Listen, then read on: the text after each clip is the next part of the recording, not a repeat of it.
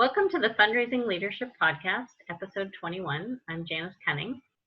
And I'm David Langiuli. So David, we're going to talk about great donor service today. Wow. Yeah. Important topic for the nonprofit world, for sure. You know, donors are such the lifeblood of a nonprofit organization. They're like the oxygen. They carry the oxygen, also known as money. So, as I was giving blood this morning, I was like looking at all those little red blood cells in those vials and thinking like, wow, so important. Yeah, and it's we're going to kind of unpack a little bit the blog from last week where we talked about 3 different ways that you can kind of improve this area. I think one of the things I liked about what you wrote is the context of sort of, particularly I think for small and medium-sized nonprofits, it can be a bit of a struggle, and yet it is the core, it is the oxygen, and so it's something you need to pay attention to. Yeah, I feel that sometimes it's easy to treat donors like objects, like treat them like transactions. I think it's very easy to get caught up in I see you as a wallet or as a checkbook. And so the purpose behind this blog post is to remember that donors are people too. And there are ways, and they have opinions, and they have suggestions, and they want to be treated like people. Yeah, and so the sort of high level, I'll talk about what the 3 ways are, which is, the first one being really making sure you're keeping open the lines of communication. And the second one is to be responsive. And then the third one is to remain patient at all times, because, sometimes when people are coming to you, with challenges they're having or complaints, it can be a little bit easy to maybe slip in defensiveness or, not really being open and listening. So, so why don't we kind of unpack those a little bit? Yeah, let's do that. I feel like, as you know, Lillian, my wife, and I are getting ready to participate in the first Landmark. Landmark is an organization that does personal professional development courses, and she and I are heading over to Fort Lauderdale this weekend to do the communications course. So let's talk about it. It's very present for me right now. And I am finding that communications is becoming an art form that is becoming a lost art form. Yeah. And so in the article, I talk about sort of 3 methods. Of course, there's always the face-to-face meeting as a way of communicating, which is really the best. Yeah. But we don't always have time to meet face-to-face with everyone. So we are often communicating through email or through the telephone or via social media. So I talk about those in the article and some things to consider, especially around stakeholders, constituents, donors. Yeah. Yeah, and I think one thing that really struck me was, the idea of having a response time, like within your organization, like actually setting a goal, like what is our response time, whether it's, that day, 24 hours, whatever it is.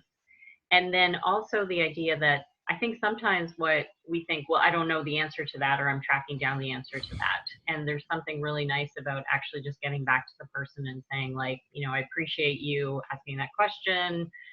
I'm going to go and, follow up on that, and I'll get back to you, by X date. Like that, because I think too, like, I think a lot of people struggle. They have so many emails, and so they kind of read an email, and then if they don't respond right away or somehow, put in the calendar that they need to do something about that, then it just gets buried. Yes, email gets pushed down so quickly, and unless you have some kind of a system to keep it alive. Stuff will get pushed down so fast it could be days before you actually respond, because you can't respond. You may not be able to respond in the moment, and then unless you have a good system. I mean, I'll share with the audience. Like my system is, and this is just how I handle it with email.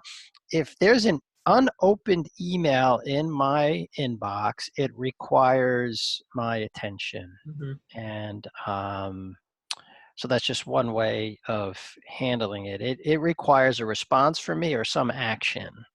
And I usually only have about a screen's worth of those at any given time.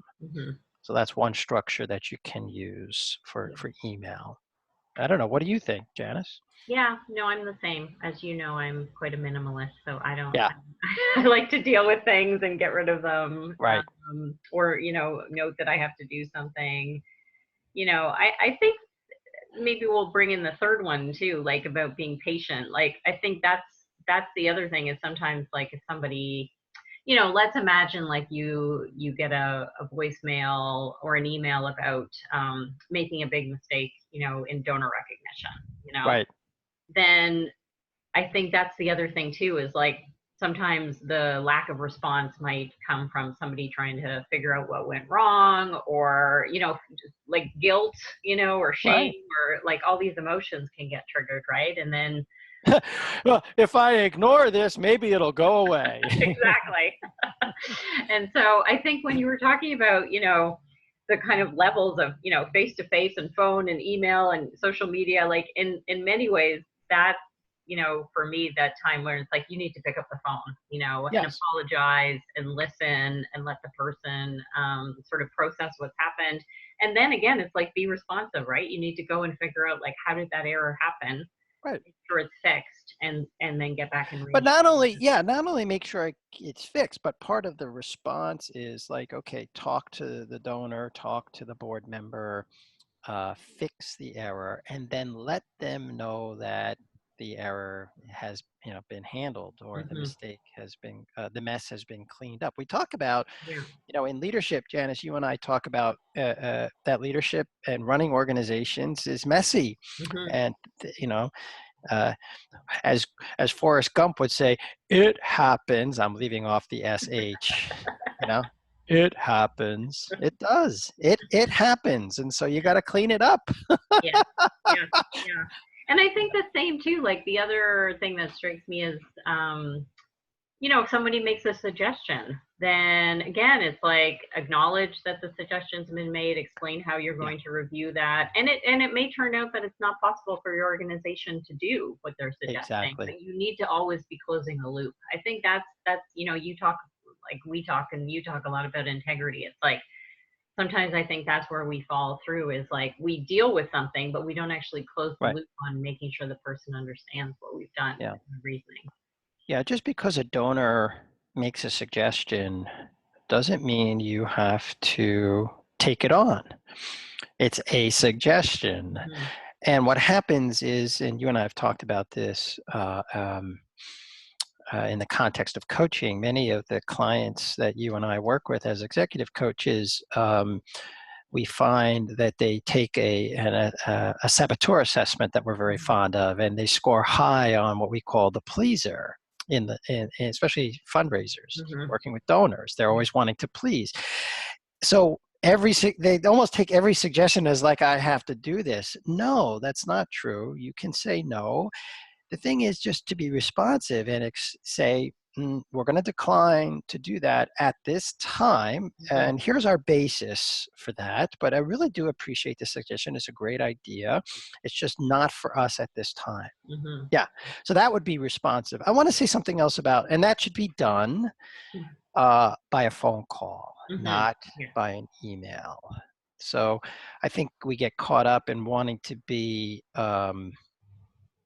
in trying to be responsive, we think like, oh, let me just send an email. I think you got to be careful with that.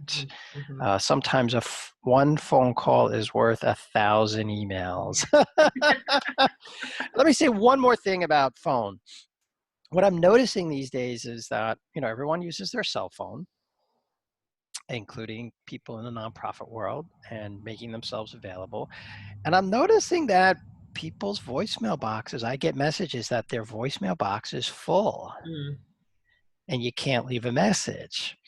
So be aware of that. Make sure, in terms of your being responsive to your stakeholders, make sure that they're able to leave you a voicemail.